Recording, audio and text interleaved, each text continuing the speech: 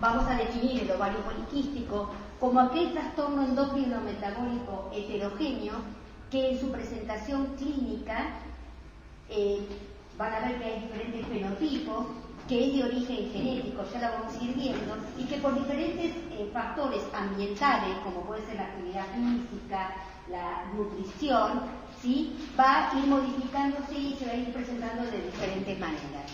Es una de las patologías más frecuentes en la mujer en edad reproductiva y según las diferentes clasificaciones o diferentes criterios, ronda su prevalencia entre 6,5 al 8%.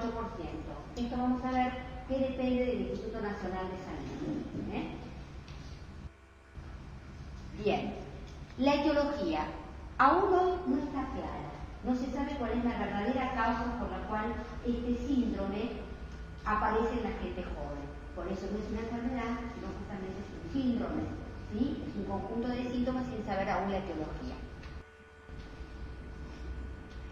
Sí sabemos de la patogénesis, o sea, aquellos factores o aquellas herramientas que intervienen para poder producir este síndrome. Vemos lo genético, que en toda enfermedad hay una base genética, el ambiente intrauterino, y hoy se habla mucho de la patogenia del shock en relación a, digamos, al ambiente que sufre el feto en el vientre materno, factores ambientales, ¿sí?, anomalías en la gonadotrofina y asociados al mismo la insulinoresistencia, ¿sí?, que presente en algunas pacientes con SOP, la insulinoresistencia, como vamos a ver en la próxima charla, tiene mucha implicancia en amplificar todo lo que está pasando, ¿sí? Ya lo vamos a ver más claramente. Sí. Para explicar esta parte genética me fui a leer un libro muy interesante del doctor que es conocido, Richard Flegro, que es el que creo es uno de los más expertos en el tema de síndrome ovario poliquístico junto con otros, UNAI, etc., para ver qué pasaba, cuál era, digamos, volviendo hacia atrás. ¿Qué quiere decir? Ver qué pasa, de dónde surge esta predisposición genética del SOP. La siguiente.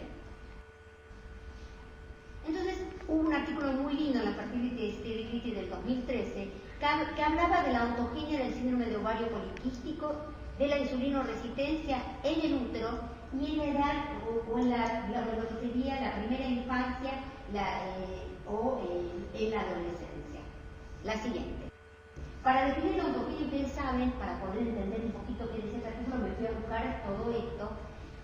Se va a encargar de describir cómo se desarrolla un ser vivo, pero fundamentalmente focalizado en la embriogénesis. ¿Sí? Digamos, en el momento en donde se fertiliza, donde se produce la embriogénesis, o sea, se focaliza en la etapa embrionaria. Y otra cosa que también busqué era la epigenética. ¿Qué es esto de la epigenética? ¿Por qué? Porque lo que nosotros sabemos es que si bien una enfermedad empieza en los genes, tiene una relación también con el mundo exterior. ¿Y por qué tantos fenotipos? Entonces lo que explica la epigenética es lo siguiente. La epigenética sería todo lo heredable en donde el ADN está modificado, ¿sí?, pero no da alteraciones, ¿sí?, donde hay una alteración en la secuenciación, pero no es patológica. Claro. Entonces, un ejemplo muy interesante que me ayudó a entender esto es como en las letras del abecedario. Pero ustedes van a escribir la palabra mamá, la pueden escribir con negrita, mayúscula, ¿sí? Pero las letras siguen siendo las mismas.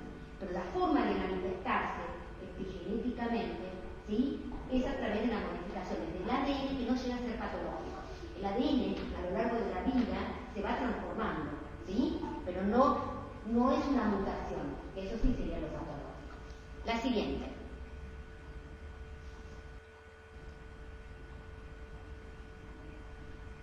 Entonces, vemos el ambiente intrauterino, qué pasa en la infancia, en la adolescencia y qué pasa en la juventud.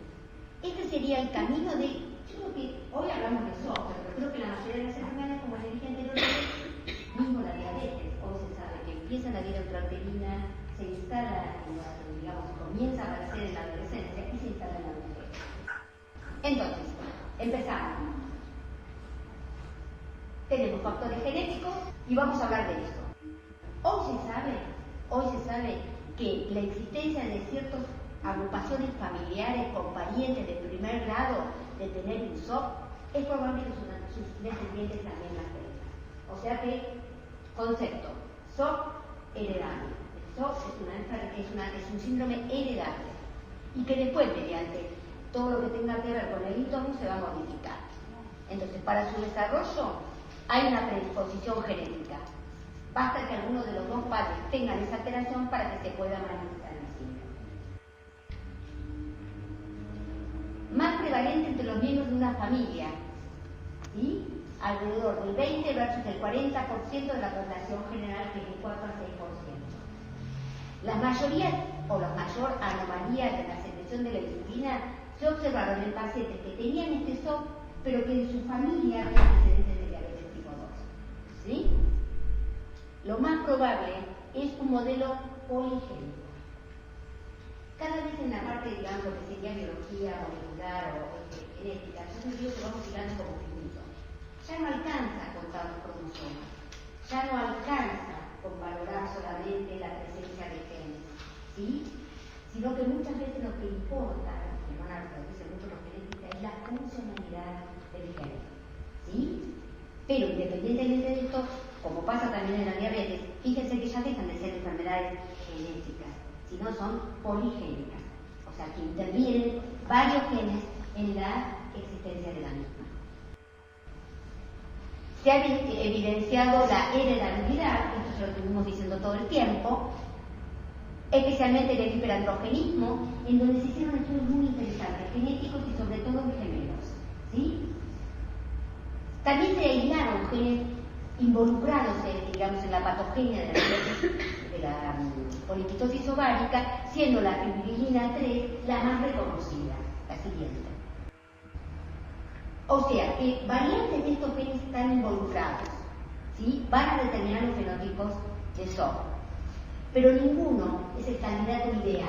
Por eso se vuelve a reiterar que no podemos hablar de un gen, de dos, de tres, sino que habría un conjunto de genes, origen poligénico, del síndrome de ovario, del síndrome de ovario poliquístico. Y ahí eso después vamos a agregar todo lo que tenga que ver con lo ambiental, que forma parte, recuerden, de otro factor más patogénico. La siguiente. Entonces, como conclusión, tener en cuenta también que la epigenética, factores ambientales, pueden disminuir o exacerbar los fenotipos de SOP, independientemente de esta predisposición genética. O sea que acá hay como dos grandes ambientes, el ambiente genético y el ambiente externo. ¿Está claro? La siguiente. Testosterona alta intraútero. Crece la evidencia sobre la contribución de excesos de testosterona intraútero que favorece a la aparición de hiperglucemia durante la gestación y a la diferenciación temprana de PCO en sus diferentes fenotipos. O sea que habría un microclima androgénico intraútero, ¿sí?, que junto con la predisposición genética hace que esto se manifieste. ¿Sí? La siguiente. Perfecto. Esto más o menos, yo les voy resumiendo el concepto, ¿no? Andrógenos excesivos, hay una programación fetal que ahora lo vamos a ver más tranquila. Entonces habría tejidos metabólicos y tejidos reproductivos. En la vida adulto, todo lo demás es en la vida fetal, ¿no es cierto? En la vida adulta lo que vamos a ver es aumento de la secreción de promover por qué, de LH, aumento de las células de la teca en su función, arresto folicular, ¿sí? Arresto, o sea, no crece el folículo, no hay dominancia de algún folículo para ovular, esto lo vemos en la clínica, y desde el punto de vista metabólico aparece lo que se llama, no siempre, la insulinoresistencia, con el hiperinsulinismo compensatorio y todo ese tipo de cosas. O sea, esto más o menos se los traje para que vayan viendo, ¿no? Qué pasa en la vida prenatal, qué pasa con la programación fetal y qué pasa después en la vida adulta. Todo esto va a concluir en los distintos fenotipos de PCO.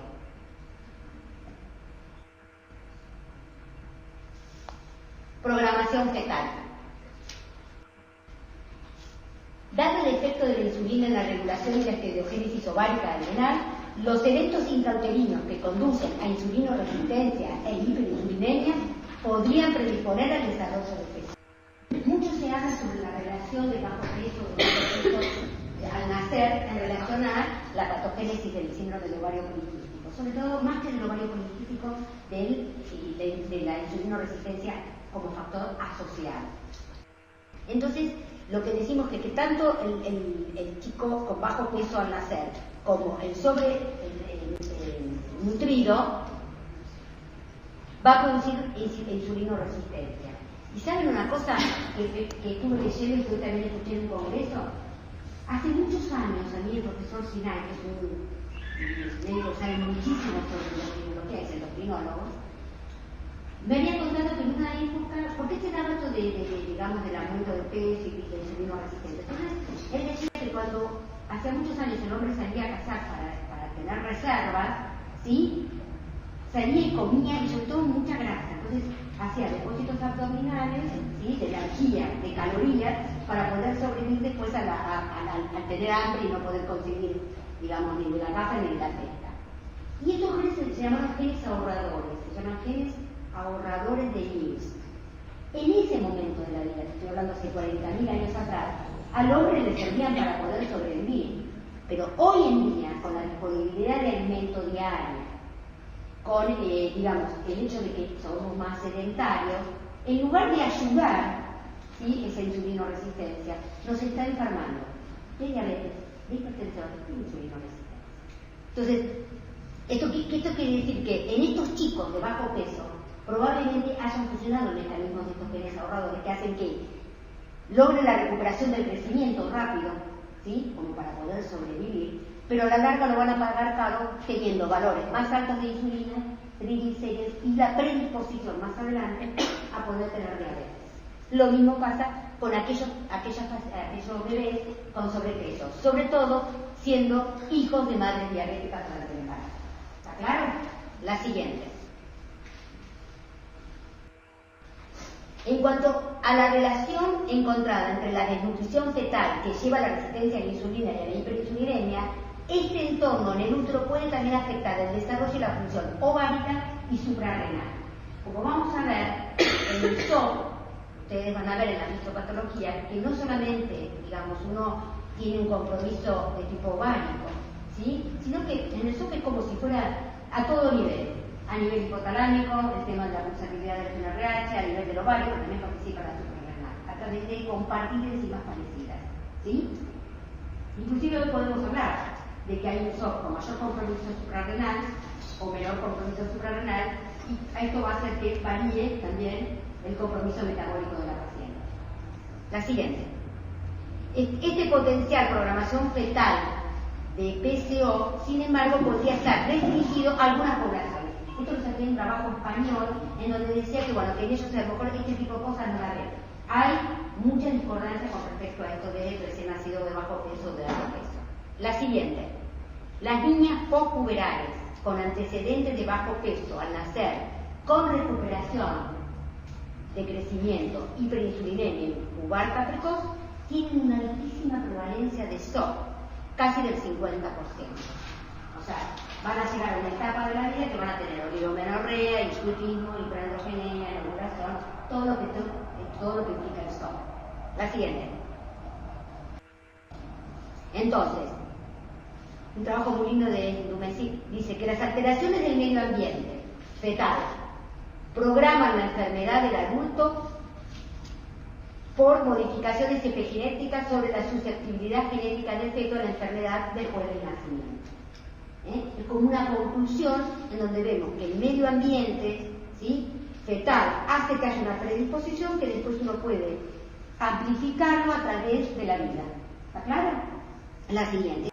Esto más o menos para mostrar lo mismo. Genético, estilo de vida. Esto va a hacer que haya aumento de andrógenos, si hay insulinoresistencia, hay aumento de la insulina. Esto vamos a verlo más claramente que no hay una buena folículogénesis y por lo tanto hay una importante atresia de los folículos y por lo tanto se va a presentar con toda la clínica.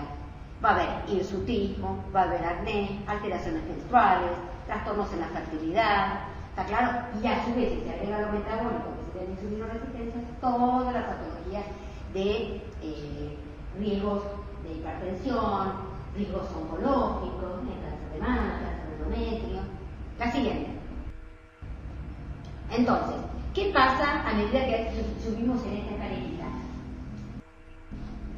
Hay mayor prevalencia también en las pacientes obesas, ¿sí? Hay que tenerlo en cuenta.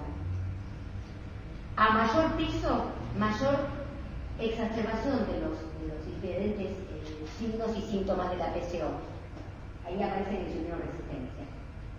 La evaluación del peso va de la mano de la manifestación clínica de la PCO.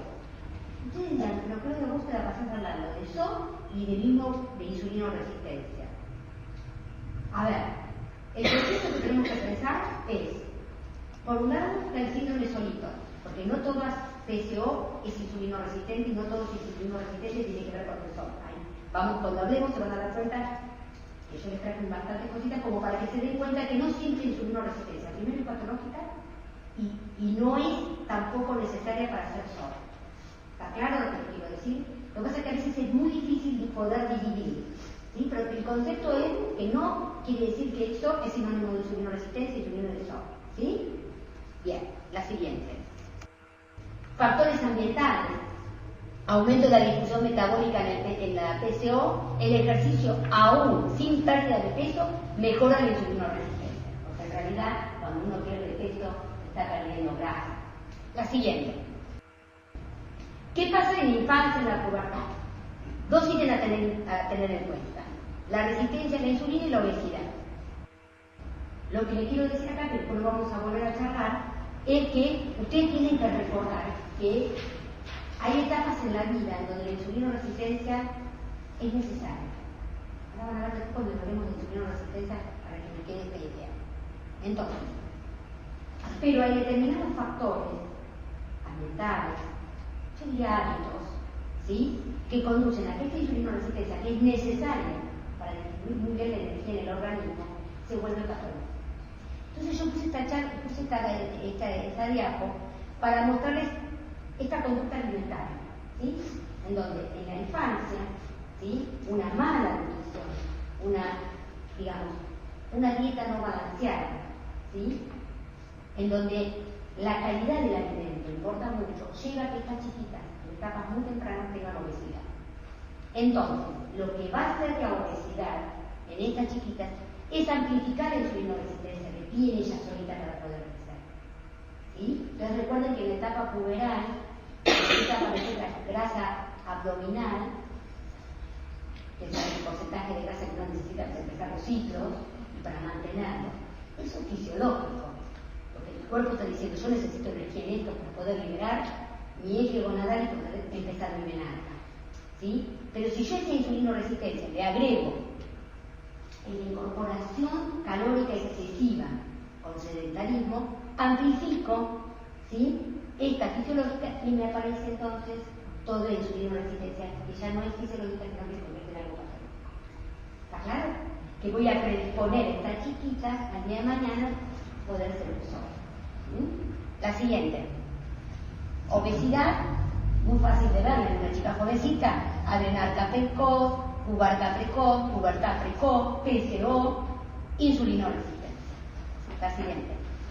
Esta hiperinsulinemia conduciría a adrenarca prematuro, más tarde a una PCO en niñas genéticamente predispuestas, particularmente en aquellas que el fenotipo es amplificado por la ganancia de crecimiento. ¿Está claro? La siguiente. La obesidad peripuberal, esta que la acabo de comentar, en niñas se ha asociado a hiperandrogenemia, aumento de testosterona libre y total, aumento de DEA, la disminución de la proteína transportadora y aumento de insulina. ¿Está claro? Pero siempre asociado a obesidad. Lo que se veía era que hijas adolescentes de mujeres con PCO tenían valores mayores de insulina poscarga,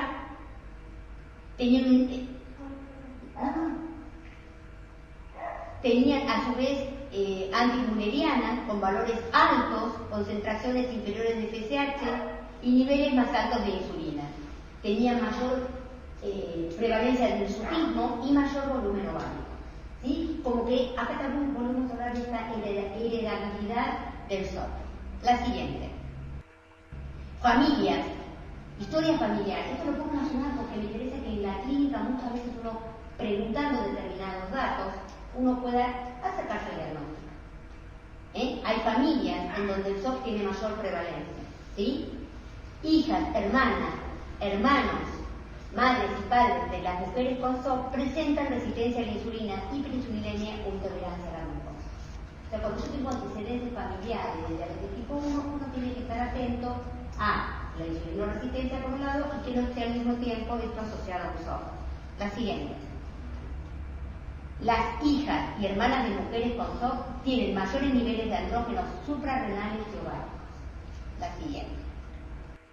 Entonces tenemos que recordar que siempre hay una predisposición genética, que es un síndrome poligenético, que se va a manifestar, o sea, se iniciaría en los cromosomas, se moldearía un poquito dentro del útero de la mamá, se va a manifestar en la primera infancia, con la posible amplificación del fenotipo de acuerdo a la disfunción metabólica que tenga en esa etapa de la vida.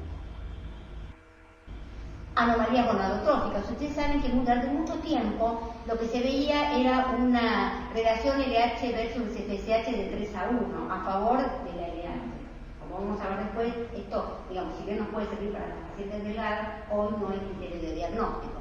Pero lo que pasa, ¿sí?, es que hay una falta de inhibición, se corta la inhibición de la LH, por eso la LH parece aumentada.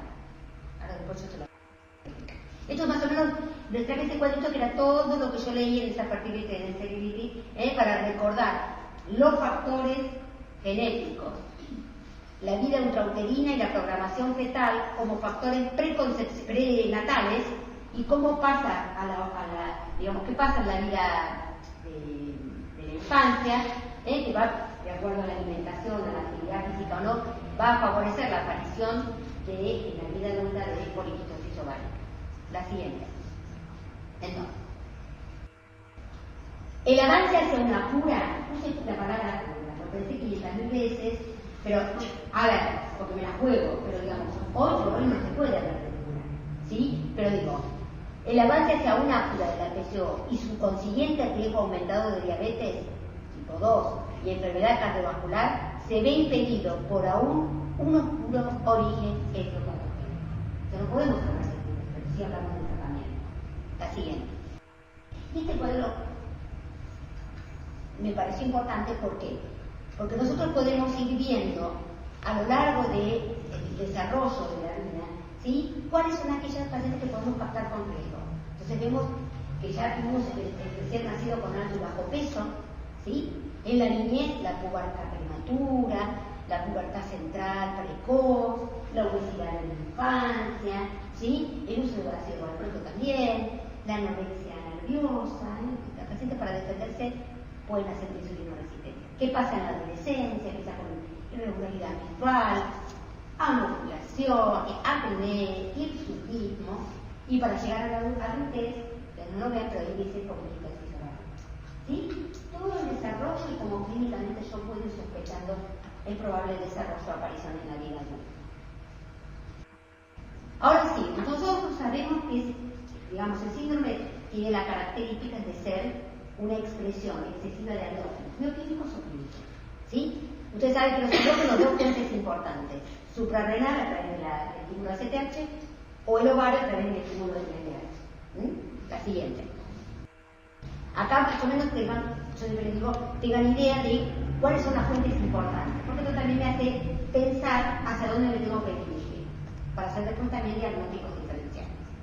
La testosterona fundamentalmente es de origen periférico, la de hidrotestosterona 100% periférico, la DEA-sulfato, fíjese que el 98% es de origen suprarrenal, y la androstenediona está como repartida entre los dos órganos, suprarrenal y... Pero vamos a ver que es un marcador muy importante cuando hacemos la hiperandrogenemia, el diagnóstico de hiperandrogenemia en la poliquistosis ovárica. La siguiente. Una cosa que siempre esto lo muestro para más que nada para que sepan. Ustedes saben que para que una hormona tenga acción, ¿sí?, tiene que estar libre. Entonces, muchas enfermedades, muchos síndromes, se van a dar solamente por la alteración de la dinámica de unión. ¿Qué quiere decir? Yo puedo tener una paciente con insulino resistencia, ustedes saben que me va a bajar la clara, entonces me va a aumentar la fracción libre. ¿Sí? Por eso, lo mismo cuando toman anticonceptivos o cuando están embarazadas, con respecto al hipotiroidismo, hipotiroideo, hipotiroidea, ¿sí? Entonces, para que haya una actividad biológica de la hormona, esta se tiene que encontrar en tu estado libre. Y recordad que en muchas patologías, en muchos medicamentos, va a modificar esta dinámica de unión. ¿Está claro lo que quiero decir? Recordemos que la testosterona libre en las mujeres es muy poquita la tasa, ¿no? Es un 1%, ¿sí? Y unida a la albúmina es un 19%. Y que esta unión, al ser tan débil, hoy se conoce lo que es la biodisponible, ¿sí? Que es la libre más unida a la albúmina, que tiene se pega muy poquito, con poca fuerza. La siguiente.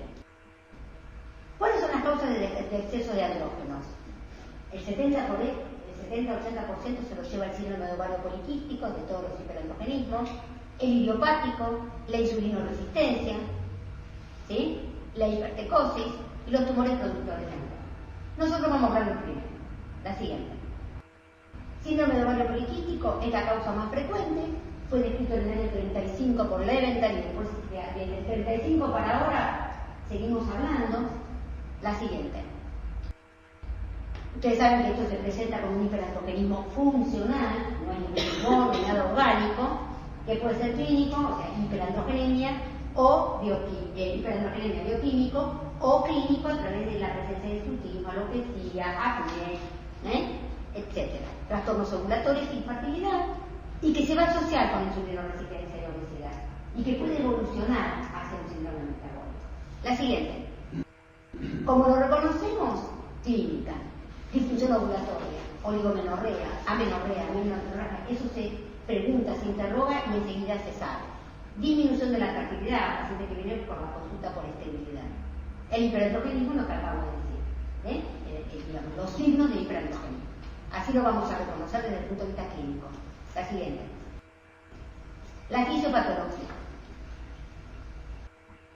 Yo les diría que hasta el año de 35 siempre se habló de la mujer barbuda gordita, ¿sí? Pero hoy se sabe que este síndrome puede aparecer tanto en pacientes obesas como en pacientes delgadas.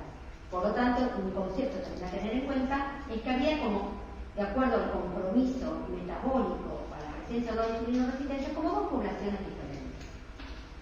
Entonces, por un lado, vamos a ir a las delgaditas. Digo aumento relativo porque a veces no es visible. Pero hay un aumento que junto con el IGF-1, que es un factor de crecimiento que tiene muchísimas funciones intraováricas, es el que se ocupa de llevar adelante una folículogénesis perfecta. ¿Qué quiere decir? Que va a seleccionar, va a agrupar, va a seleccionar y va a hacer la dominancia, ¿sí? El factor de crecimiento. Ambos van a actuar sobre la teta. En la teta hay una gran hormona, una gran enzima, citocromo P450, que va a aumentar los andrógenos. Vamos del otro lado con otra población. SOP obesas. En esas pacientes, además del LH, además del IGF-1, que va a estar libre porque baja la proteína que la agarra la IGF-1, va a estar la insulinoresistencia. Después vamos a hablar. ¿Sí? Esa insulina va a actuar junto con los tres. Insulina, LH, IGF-1. Amplifica lo que hacen otros. Simplemente va a ser exactamente lo mismo. Va a actuar sobre la teta, va a actuar sobre el citocromo P450, van a aumentar los andrógenos. Ustedes saben que los andrógenos se van a convertir en estrógenos a través de la aromatización periférica. La aromatasa encima se transforma andrógenos en estrógenos. Si uno evalúa cómo se va haciendo la selección, la dominancia en un folículo, ustedes van a ver que el ovario no libera estrógenos todo el tiempo igual, sino que lo hace con cierta pulsabilidad, va aumentando de a poco. Y esto tiene un motivo muy importante, ¿sí? ¿Qué pasa? En estos estrógenos que se están liberando en forma ininterrumpida, ¿sí?, hace que haya una alteración de la ciclicidad del gen ABR. O sea, este aporte excesivo y te diría hasta extragonadal, porque viene de la formación periquística que ha sido adiposo, hace que la foliculogénesis o que la ciclicidad no sea reflejada de él. ¿Está claro lo que quiero decir? Bien. La siguiente. Entonces, acá decíamos que el aumento de andrógenos inhibe al clivaje negativo sobre el LH. Esto va a hacer que aumente la LH y que se estimule la esteroidogénesis, amplificando más aún el exceso de andrógeno. Fíjense, LH aumentada actúa sobre la teca, más andrógenos, hirsutismo. En relación a esto, la FSH puede estar normal o disminuida, ¿sí? Sobre todo a nivel de la granulosa. Entonces, esto hace que nosotros necesitamos FSH, ¿sí? Necesitamos todo para hacer una buena foliculogénesis. Pero digamos, en este caso, al estar disminuida, ¿sí? No hay lo que yo les decía, no se recluta, no hay selección, no hay dominancia, atresia o arresto folicular. ¿Sí? La obesidad, lo que les dije recién, chicos, la obesidad no hace más que amplificar lo otro. ¿Sí? Peor FSH, más LH, ¿está claro? La siguiente. Esto se los muestro por lo siguiente, porque me encanta. Esta diapositiva me encanta para mostrarles, y sobre todo a mí me hizo pensar en lo que vamos a charlar de insulino resistencia. Para no marearles, lo que les quiero decir es, ustedes saben que hay dos células, ¿no? La teca y la granulosa. Lo que vemos es que la LH puede estar aumentada o no, actúa sobre sus propios receptores, ¿sí? Es lo que les expliqué recién. Si a esto se le suma la insulinoresistencia, se va a bloquear la dominancia, la aromatosa va a dar mucho estrógeno, porque le van a hacer peor todavía al eje gonadal, y esto todo lo hacen a nivel de la granulosa. ¿Qué pasa a nivel de la teca? Esta androstenediona se convierte en testosterona, ¿sí? Y esto lleva a la cresta folicular. ¿Está claro lo que quiero decir? La siguiente. Bueno, los diagnósticos. ¿Cómo se diagnostica? Digamos, como hubo tanto lío en el sentido de que, bueno, que unos decían una cosa, que otros decían otra cosa, había que unificar criterios de diagnóstico. Inclusive hoy en día van a seguir las teorías entre una sociedad y la otra para ver cuál es el criterio que más vale. La primera surge en el año 1993, en el NIH, o sea, el Instituto Nacional de Estados Unidos, en donde ellos definen 3 criterios. 2, con la exclusión de todos los hiperandrogenismos que existen en medicina. La difusión ovulatoria, los signos clínicos y o bioquímicos de hiperandrogenismo, dándonos un fenotipo. Y excluir todas las otras hiperandrogénicas, todos los otros factores hiperandrogénicos. Cushing, hiperplasia suprarrenal, tumores funcionantes, hiperprolactinemia y trastornos tiroideos. La siguiente. Acá lo ven. Un criterio de NIH. La siguiente. Rotterdam. Esto fue en el año 2004, 2003. También, disfunción ovulatoria, anovulación crónica, hiperandrogenismo clínico y agrega la morfología ovárica. ¿Bien? Tenía que haber 2 de estos 3. O sea, Rotterdam nos da 4 fenotipos. Cuando hacemos el cruzamiento de los factores o los criterios diagnósticos. La siguiente. Apareció la Sociedad de Sexos Andrógenos. ¿Sí? Y SOT, porque después agregó SOT. Y ellos decían que tenía que haber disfunción ovulatoria, hiperandrogenismo clínico y o bioquímico o morfología ovárica de poliquistosis. ¿Sí? Durante mucho tiempo, antes de que sea el exceso de andrógenos de SOT, no le tenían como criterio diagnóstico a la ecografía transvaginal. Y creo que hoy en día también se sigue discutiendo, van a ver que se sigue discutiendo mucho porque, digamos, en algunos casos, ustedes saben que el 30% de la población joven, ¿sí?, tienen ovarios policulares. Entonces hay todavía sí una lucha por saber cuánto pesa hacer una ecografía para el diagnóstico de SOT, ¿sí? Entonces, esta es la más excluyente, muy parecida a lo que hacía el Instituto Nacional de la Salud de Estados Unidos. La siguiente.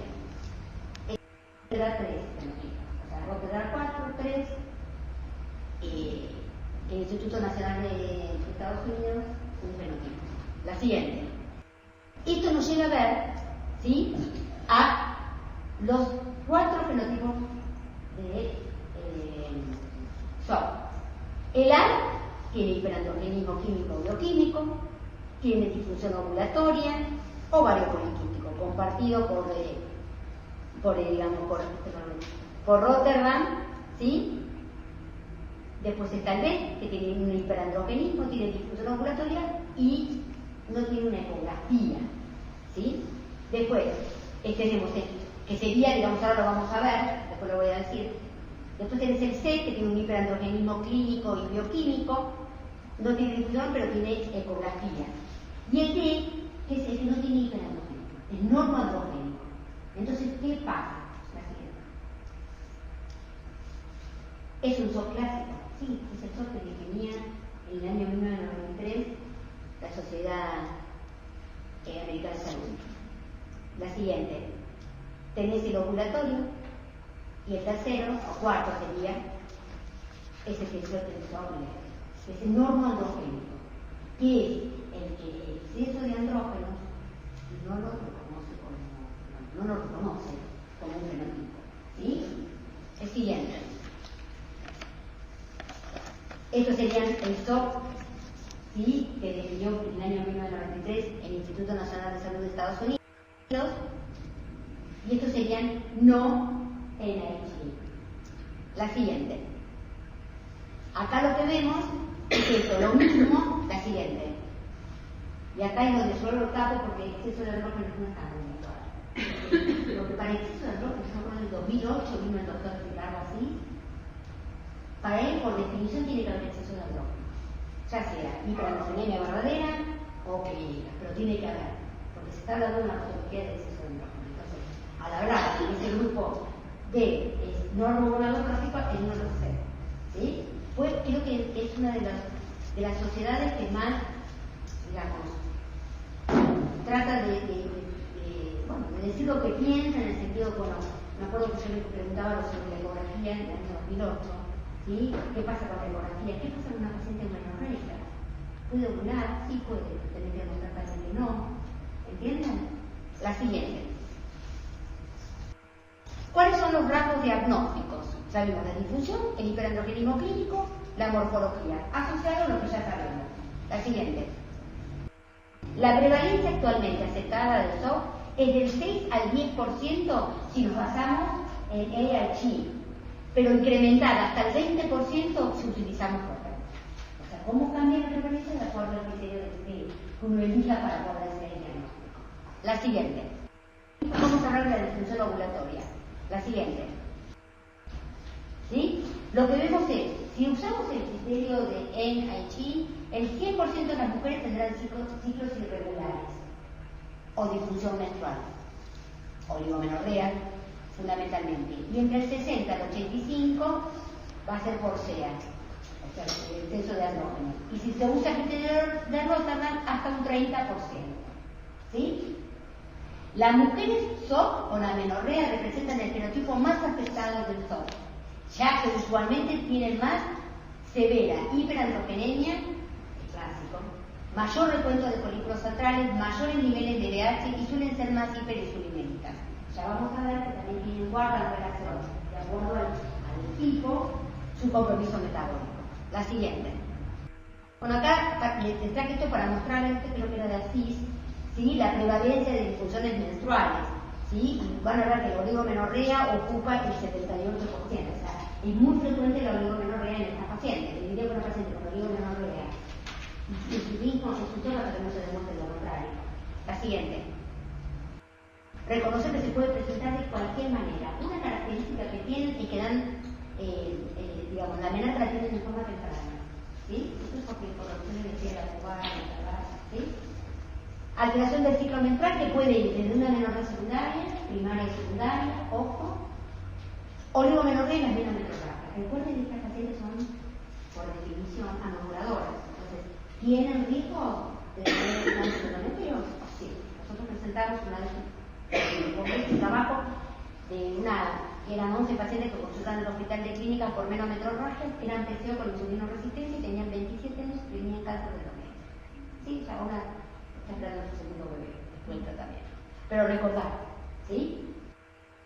En una mujer que presenta oligomenorrea, que existe una posibilidad del 90% que presente SOP. oligomenorrea, amenorrea. ¿Las mujeres con SOP pueden ovular espontáneamente? Sí, hay trabajos que hablan que hasta un 32% lo pueden hacer, pero son los menos que son los errores.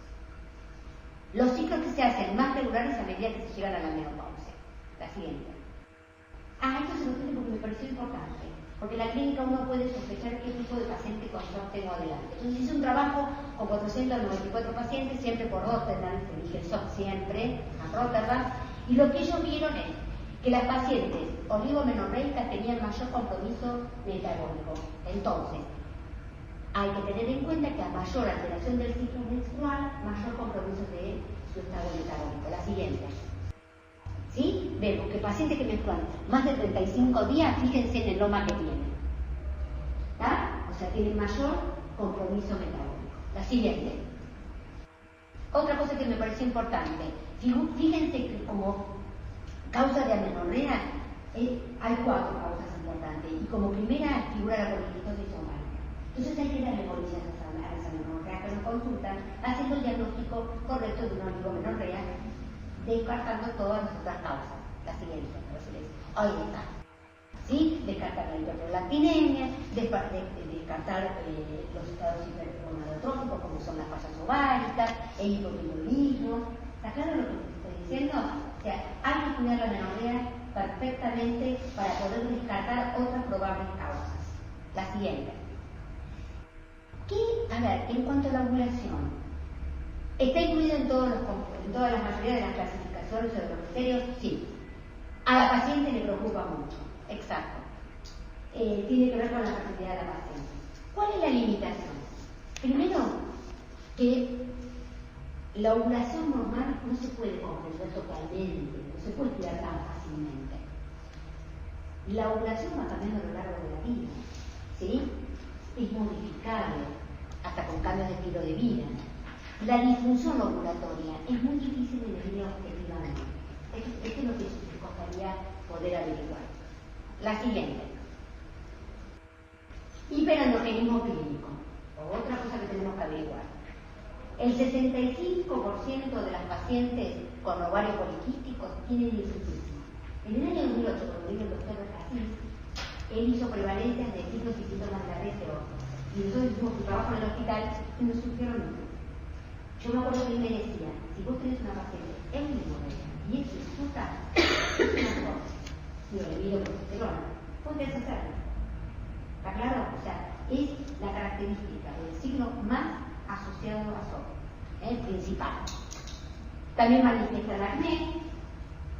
La prevalencia de alopecia no hay cosas muy claras. Es un tipo de alopecia que ya se los voy a mostrar. Y varía mucho. Uno dice 5%, otro dice 48%. Pero todo es válido, hay que ver. La siguiente. El hirsutismo es un buen marcador del hiperandrogenismo, ¿sí? O de hiperandrogenemia. Los niveles de andrógenos dentro de la unidad pilosebácea son más importantes determinantes de la presencia de acné que los niveles circulantes en sangre. ¿Está claro? La siguiente. Acá, creo que acá lo puse así, y Carmina, en el año 2008. Acá es de donde yo hablábamos de este trabajo. En el trabajo de ellos dábamos 60 al 84% del hirsutismo como principal manifestación del SOP. La siguiente. El hirsutismo, a lo que son pelos terminales, en zonas andrógenos dependientes, que tienen un determinado peso, un determinado grosor. La siguiente. ¿Cómo lo podemos manifestar? A través de lo que se llamaba, como debe conocer todo el mundo, el score de Perry-Van-Garde, ¿sí? El primer Perry-Van-Garde, no quiero buscarlo, creo que salió en el año 1973 y tenía como 13 o 12 áreas. En este caso, al que nosotros conocemos que es que conoce áreas, y hoy, adelante, está el simplificado, que tiene mucha correspondencia, con el que usamos habitualmente de las 11 áreas, ¿sí? Donde también hay 3 áreas, ¿sí? O 3 regiones, en donde cada región tiene un puntaje de 1 a 4 y uno va sumando para poder ver el valor de si hay o no hirsutismo. La siguiente. El acné, la siguiente. La alopecia, no es una alopecia cualquiera. Ustedes recuerdan que los tumores funcionantes del ovario, que producen andrógenos, van a dar alopecia, pero una alopecia más temporal. Esta es más coronal y respeta el crecimiento frontal. ¿Sí? La siguiente. Acantosidínica, asociada a más insulinoresistencia. Puede estar o no presente. La siguiente. Hiperandrogenismo bioquímico. Hiperandrogenismo bioquímico.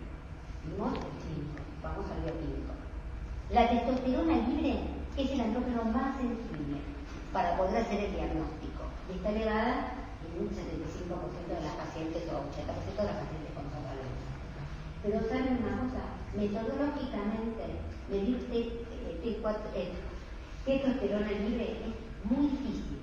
Se necesitan unos estudios de columna de cromatografía muy difícil, porque todavía si no está estandarizada la testosterona libre total o la testosterona biodisponible, menos hasta de esto.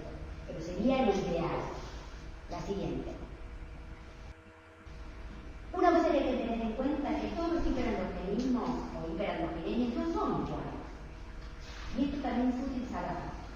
Hay un 70% que va a tener solamente testosterona total elevada. Un 10% va a tener solamente androstenediona. Y un 10% va a tener la DEA. Con lo cual es la lo que yo decía al principio de la charla. ¿Sí? Uno puede pensar que con la idea hay más compromiso ovárico, ¿sí? Que el suprarrenal ovárico. ¿Sí? Pero recordad que 70% es testosterona total. 10% androstenediona, 10% de DEA. O sea, como si fueran hiperandrogenismos diferentes. Y van a ver qué diferentes que están en el comportamiento metabólico. La siguiente. Ahora vamos a hablar sobre el efecto opuesto de la dihidroepiandrosterona sulfato y la testosterona libre en el fenotipo metabólico del usuario. La siguiente. Acá también se juntaron 622 pacientes según los criterios de Rotterdam y lo que ellos vieron era que la insulinoresistencia era mucho más significativamente más elevado en las pacientes que tenían SOP con testosterona libre. Y vieron que cuando tenían una DEA o un índice, una tasa de DEA alta, o sea, DEA más alta que la testosterona, acá trabajamos con testosterona libre, ¿sí? Tenían menos compromiso metabólico. Entonces, era lo que yo les decía. Todos van a tener hiperandrogenemia, pero el comportamiento es diferente metabólico. Entonces, lo que ellos sugieren, trabajo por eso, que la distinción entre hiperandrogenismo suprarrenal y ovárico es importante para evaluar los riesgos metabólicos. Siempre recordemos cómo es el hiperandrogenismo. 70% testosterona, SOP, el 10% con androgenia y el 10% con DEA. Y les digo una cosa, yo acabo de ver hace 2 semanas una paciente oligomenorreica que tiene el único marcador androgénico, porque el sulfato de hidroandrosterona es un andrógeno débil, pero es un andrógeno. Es lo único que tiene. ¿Qué hice yo? Le medí insulinoresistencia. No tiene compromiso metabólico. Clínico, tampoco tiene cintura. Pero digamos, como para entrar a jugar a esto, ¿no? La siguiente. Acá lo que les mostraba justamente es esto, mirá. Insulinoresistencia, cuando la testosterona está alta, miren la loma que tiene. En cambio, cuando la DEA está elevada, ¿sí? Es como si actuara como defensa, ¿sí? Digo yo, como si... Probablemente sea que no te también con la potencia como andrógeno, ¿no? Eso me lo pregunto yo. La siguiente. Bueno, prevalencia de hiperandrogenemia, elevada la testosterona un 68%. La DEA, un 28%. Más o menos coinciden, son trabajos diferentes. La siguiente. A ver, seguimos. Este es un trabajo muy interesante. No, es un trabajo interesante en donde lo que vimos es qué utilidad tiene la androstenediona, ¿sí? ¿Qué me va a informar la androstenediona que preguntaron estas pacientes? ¿Sí? O sea, cómo la hiperandrogenemia me puede resultar predictiva, esto es lo que quiere decir, si tiene o no compromiso metabólico. ¿Qué utilidad tiene la androstenediona? La siguiente. También, tantas pacientes, tanto qué sé yo, y lo que vieron era que ninguna paciente tuvo testosterona alta que tuvo testosterona alta tuvo androgenes normal, ninguna. Las pacientes con testosterona alta también tuvieron androgenes alta, las dos, la mayoría. El 30% tenían testosterona normal, pero sin embargo tenían androgenes alta 20 pacientes. En cambio 10 solo tenían normal. Entonces esto lo que nos quiere decir es que el nivel de androstenediona a nivel físico es importante para ver, ¿sí?, qué riesgo metabólico puede tener esta paciente. ¿Sí? Acá les muestro. En la parte de arriba son esas 56 pacientes que tenían altas las dos, tanto la testosterona como la androstenediona. ¿Sí? Ninguna tenía, o sea, el 0, ¿sí?, tenía normal androstenediona y alta testosterona. ¿Está claro? La siguiente. Lo que sí también se vio es que cuando tenían alta la androstenediona y normal la testosterona, tenían un compromiso metabólico más importante. Fíjense acá, cuando todo es normal y los controles, el HOMA era normal. Cuando ambas estaban altas, también tenían mayor compromiso del HOMA. La siguiente. ¿Cuáles serían, digamos, los diagnósticos, o sea, cuáles serían las ventajas o las limitaciones? Por un lado, el exceso de andrógeno está incluido en todo, a las pacientes disforestas, que tienen síntomas y signos. ¿Y cuáles serían las limitaciones? Lo más importante es que las concentraciones de andrógenos se modifican con la edad. Por el otro lado, que todavía no existen, era lo que yo les decía, ensayos estandarizados a lo largo de los laboratorios. O sea, uno puede medir por RIE, el otro mide por RIE, ¿está claro? Y por el otro lado, es muy difícil, a veces con diferentes grupos étnicos, también ver la diferencia. Y la sensibilidad del tejido a esos andrógenos. La siguiente. ¿Cuál sería la forma de poder medir los andrógenos libres? Pero dijimos que la testosterona libre es muy difícil de poder medir. Entonces existe lo que se llama índice de andrógenos libres. ¿Sí? Digamos, acá van a decir que lo mejor es el dosaje de testosterona libre. Pero uno puede hacer un cálculo a través de esta fórmula. Índice de andrógenos libres o FAI. Que lo que se hace es pedir testosterona a la paciente y la aclara. Entonces, la testosterona la multiplico por 3.45 porque, digamos, vienen otros valores para poder homologarla a la CHBG. ¿Sí? Que no me acuerdo. Ahí está. En nanomol, entonces yo la testosterona la tengo que multiplicar para transformarla en nanomol. La multiplico por 100 y ese valor, si me da mayor de 4,5, estoy hablando de una hiperandrogenemia. Es barato y sencillo. Y les digo más. Ustedes solamente con verla real se van a dar cuenta del compromiso metabólico de la paciente. Vieron que yo al principio les dije que la insulino resistencia modifica el transporte, las proteínas transportadoras. Bueno, en pacientes con insulino resistencia van a ver que tienen un nivel muy bajito. Entonces ya solito se van a dar cuenta que la testosterona va a estar alta, el FAI va a dar alta. No hay un corte, algunos hablan de 35, porque es muy grande el rango de GLAE. Pero ya con valores de una GLAE de 35, 30, uno puede estar pensando en que hay mayor cantidad de andrógenos libres funcionando. ¿Está claro? La siguiente. ¿Qué nos queda? La parte de demografía que de todo el mundo está discutiendo. La siguiente. Los criterios de Rotterdam fueron determinantes. Presencia de más o igual de 12 folículos de entre 2 y 9 milímetros y o volumen ovárico mayor de 10 mililitros, que se calcula muy fácil, longitudinal, lateral, transverso por 0,5, eso me da el volumen, en un ovario es suficiente. ¿Sí? Si existe un folículo mayor de 10 que ya empezó a crecer, se cancela y se tiene que repetir en el otro ciclo. ¿Sí? Porque si no también se modifica el volumen. No interesa la definición de los folículos, no interesa la definición del estroma y no se aplica cuando se toma anticonceptivo porque obvio que modifica toda la ecoestructura del ovario, ¿no? La siguiente. Acá les traigo un ovario, ¿sí? En donde vemos la presencia de folículos detenidos en su crecimiento. ¿Por qué es eso? Quedan ahí. Ahora van a ver después que lo que les traje otra cosa que también me parece que les va a gustar. La siguiente. ¿Qué pasa cuando estas pacientes digamos, con SOP. Ustedes saben que estas pacientes tienen, desde el punto de vista de, sobre todo de la fertilidad, tienen muchos trastornos para quedar embarazadas, pero tienen muchos folículos. Entonces, ustedes saben que los folículos en crecimiento dan antimuleriana, ¿sí? O sea, que la antimuleriana sería como un marcador biológico de la cantidad, más que de la cantidad de las funcionalidades de estos folículos. La siguiente. La hormona antimuleriana es considerada el reflejo de los folículos que están creciendo. Es muy importante. Van a ver en estos pacientes los valores de antimuleriana están muy aumentados. La siguiente. Entonces, acá empezó la lucha de qué sirve más, lo morfológico o lo funcional. Yo creo que son dos conceptos que habría que tener en cuenta y poder unirlos. Una cosa puede servir para una cosa, en otro momento a lo mejor me tengo que ir a buscar la antimuleriana, ¿sí? O sea que podría servir como marcador del número de folículos, y sobre todo poder evitar lo que se llama el síndrome de hiperestimulación ovárica. La siguiente. ¿Ven? La antimuleriana en pacientes con ovulatorio está aumentado por 4. En la PCO anovulatoria está muy aumentada, ¿sí? Porque tiene mucha funcionalidad.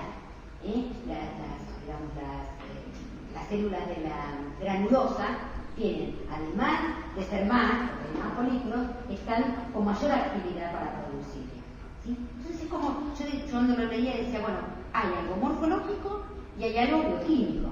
A ver, sigamos. Entonces, como siempre, muchos dicen de incorporar a este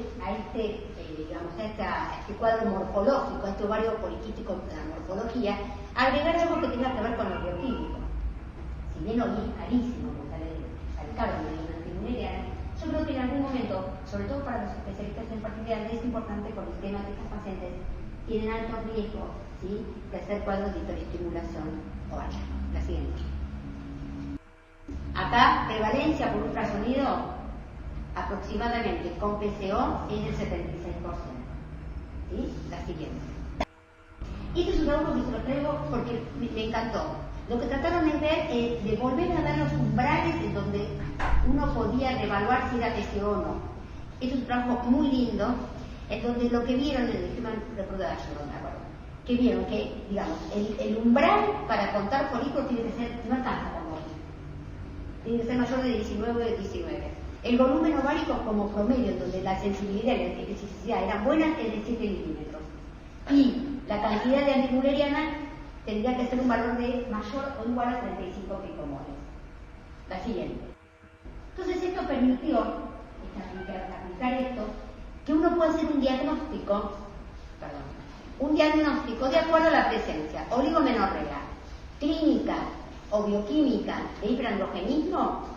Tener o no antimuleriana, esto te da la PCO. Podés tener oligomenorrea, pero tenés una alta antimuleriana, sos PCO.